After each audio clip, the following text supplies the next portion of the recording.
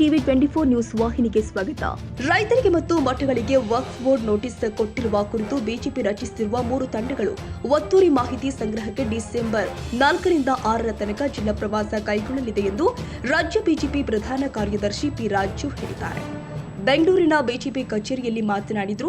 December 9 ರಂದು ಅಧಿವೇಶನ ಪ್ರಾರಂಭವಾಗಲಿದ್ದು ಸದನದೊಳಗೆ ರೈತರ ಪರವಾಗಿ ಬಿಜೆಪಿ ತನ್ನ ಹೋರಾಟವನ್ನು ಉಗ್ರವಾಗಿ ಮುಂದುವರೆಸಲಿದೆ. ಸದನಕ್ಕೆ ಪ್ರವೇಶ ಆಗುವುದಕ್ಕೆ ಮೊದಲು ರಾಜ್ಯದಾದ್ಯಂತ 3 ತಂಡವನ್ನು ರಚಿಸಿ ಸಂಬಂಧಿತ ಜಿಲ್ಲೆಗಳಲ್ಲಿ ಡಿಸೆಂಬರ್ 4 ರಿಂದ 6 ತನಕ ಪ್ರವಾಸ ಮಾಡಿ ಸದನಕ್ಕೆ ಬರಲಿದೆ. ನಮ್ಮ ಭೂಮಿ ನಮ್ಮ ಹಕ್ಕು ಎಂಬ ಹೋರಾಟದ ಅಡಿಯಲ್ಲಿ ರಾಜ್ಯಾಧ್ಯಕ್ಷ ವಿಜೇಂದ್ರ, ವಿಧಾನಸಭೆ ಪ್ರತಿಪಕ್ಷದ ನಾಯಕ ಆರ್ ಅಶೋಕ್, ವಿಧಾನ ಪರಿಷತ್ತಿನ ಪ್ರತಿಪಕ್ಷದ ನಾಯಕ ಚಲವಾದಿ ನಾರಾಯಣಸ್ವಾಮಿ ಅವರ ನೇತೃತ್ವದಲ್ಲಿ ಈ ತಂಡವನ್ನು ರಚಿಸಲಾಗಿದೆ ಎಂದು ತಿಳಿಸಿದರು. ಇನ್ನು ವಕ್ಫ್ ತುಗಲಕ್ ನೀತಿಯನ್ನ ಖಂಡಿಸಲಿದ್ದೇವೆ ಎಂದಿದ್ದಾರೆ. ಡಿಸೆಂಬರ್ 9 ಏನು ಅಧಿವೇಶನ ಪ್ರಾರಂಭ ಆಗೋದಿದೆ, ಅಧಿವೇಶನದಲ್ಲಿಯೂ ಕೂಡ ಈ ವಿಷಯವನ್ನ ಭಾರತೀಯ ಜನತಾ ಪಕ್ಷ ಅತ್ಯಂತ ಗಂಭೀರವಾಗಿ ಸದನದ ಒಳಗೆ ರೈತರ ಪರವಾಗಿ ಧ್ವನಿಯಾಗಿ ತನ್ನ ಹೋರಾಟವನ್ನು ಮುಂದುವರಿಸುತ್ತೆ.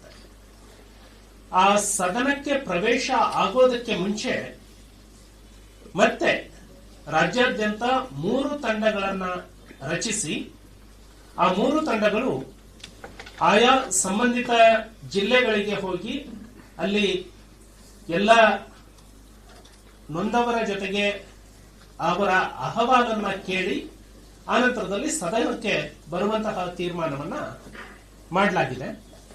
ಈ ತಂಡಗಳು ಈಗಾಗಲೇ ತಮಗೆ ಗೊತ್ತಿದೆ, ನಮ್ಮ ಭೂಮಿ ನಮ್ಮ ಹಕ್ಕು ಅನ್ನುವಂತಹ ಹೋರಾಟದ ಅಡಿಯಲ್ಲಿ ಸನ್ಮಾನ್ಯ ರಾಜ್ಯಾಧ್ಯಕ್ಷರಾಗಿರುವಂತಹ ವಿಜೇಂದ್ರ ಅವರ ನಾಯಕತ್ವದಲ್ಲಿ ಒಂದು ತಂಡ, ಸನ್ಮಾನ್ಯ ವಿಧಾನಸಭೆಯ ಪ್ರತಿಪಕ್ಷದ ನಾಯಕರಾಗಿರುವಂತಹ ಆರ್ ಅಶೋಕ್ ಅವರ ನೇತೃತ್ವದಲ್ಲಿ ಒಂದು ತಂಡ ಮತ್ತು ವಿಧಾನ ಪರಿಷತ್ತಿನ ನಾಯಕರಾಗಿರುವಂತಹ ಸನ್ಮಾನ್ಯ ಚಲವಾದಿ ನಾರಾಯಣಸ್ವಾಮಿ ಅವರ ನೇತೃತ್ವದಲ್ಲಿ ಒಂದು ತಂಡ. ಈ 3 ತಂಡಗಳಲ್ಲಿ ಎಲ್ಲ ಪ್ರಮುಖರನ್ನ, ಹಾಲಿ ಮಾಜಿ ಶಾಸಕರು, ಸಂಸದರು ಮತ್ತೆ ಆ ಜಿಲ್ಲೆಯಲ್ಲಿ ಇರುವಂತಹ ಎಲ್ಲ ಪದಾಧಿಕಾರಿಗಳು, ರೈತ ಮುಖಂಡರು ಇವರನ್ನ ಒಳಗೊಂಡಂತೆ ತಂಡವನ್ನ ಮಾಡಲಾಗಿದೆ. ಸೊ ಕೇಂದ್ರದಲ್ಲಿ ಈಗಾಗಲೇ ಅಧಿವೇಶನ ಪ್ರಾರಂಭಗೊಂಡಿರೋದ್ರಿಂದ ಸಂಸದರು ಅವತ್ತಿನ ಅಲ್ಲಿಯ ಎಷ್ಟು ಪಾರ್ಲಿಮೆಂಟರಿ ವಿಷಯಗಳು ಹೇಗಿರ್ತವೆ ನೋಡಿಕೊಂಡು ಭಾಗವಹಿಸುವಂಥದ್ದು ಆಗತ್ತೆ. ಇದು ಮೊದಲನೇ ವಿಷಯ.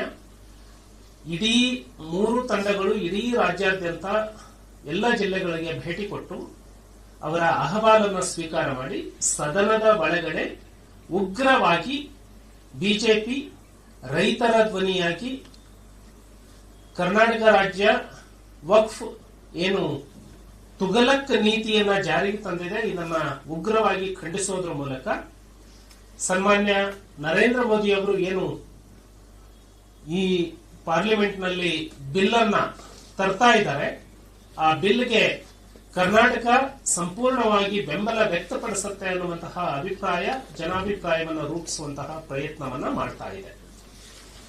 ಎರಡನೇದಾಗಿ 3 ತಂಡಗಳು 4, 5, 6 3 ದಿನಗಳ ಪ್ರವಾಸವನ್ನ ಕೈಗೊಳ್ತವೆ. ಡಿಸೆಂಬರ್ 4, 5 ಮತ್ತೆ 6 3 ದಿನಗಳ ಪ್ರವಾಸವನ್ನ ಕೈಗೊಂಡು ಆನಂತರ ಆ ಎಲ್ಲಾ ತಂಡಗಳು ಒಟ್ಟಾಗಿ ಸೇರಿ ಅಲ್ಲಿಯ ದಾಖಲೆಗಳನ್ನ ಸಂಗ್ರಹ ಮಾಡಿ ಪರಿಶೀಲನೆ ಮಾಡಿ ಒಂದು ಅಭಿಪ್ರಾಯದ ಜೊತೆಗೆ ಸದನಕ್ಕೆ ಪ್ರವೇಶ ಮಾಡುತ್ತೆ.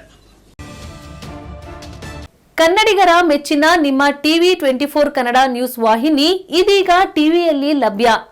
ಕರ್ನಾಟಕ ಮತ್ತು ದೇಶ ವಿದೇಶದ 360 ಡಿಗ್ರಿ ಸುದ್ದಿ ಹಾಗೂ ಉತ್ತರ ಕರ್ನಾಟಕ, ಬೆಳಗಾವಿ, ಬಾಗಲಕೋಟೆ, ಧಾರವಾಡ, ಹಾವೇರಿ, ಗದಗ, ಬಿಜಾಪುರ ಜಿಲ್ಲೆಯ ಕ್ಷಣ ಕ್ಷಣದ ವಿವರವನ್ನ ಪಡೆಯುವುದಕ್ಕೆ ಟಿವಿ 24 ಕನ್ನಡ ನ್ಯೂಸ್ ವಾಹಿನಿಯನ್ನ ಲೈಕ್ ಮಾಡಿ, ವಿಡಿಯೋಗಳನ್ನ ಶೇರ್ ಮಾಡಿ, ಕಮೆಂಟ್ ಮಾಡುವ ಮೂಲಕ ನಮ್ಮ ವಾಹಿನಿಗೆ ಸಹಕಾರ ನೀಡಿ ಮತ್ತು ಚಾನೆಲ್ ಅನ್ನ ಸಬ್ಸ್ಕ್ರೈಬ್ ಮಾಡಿ. Thank you.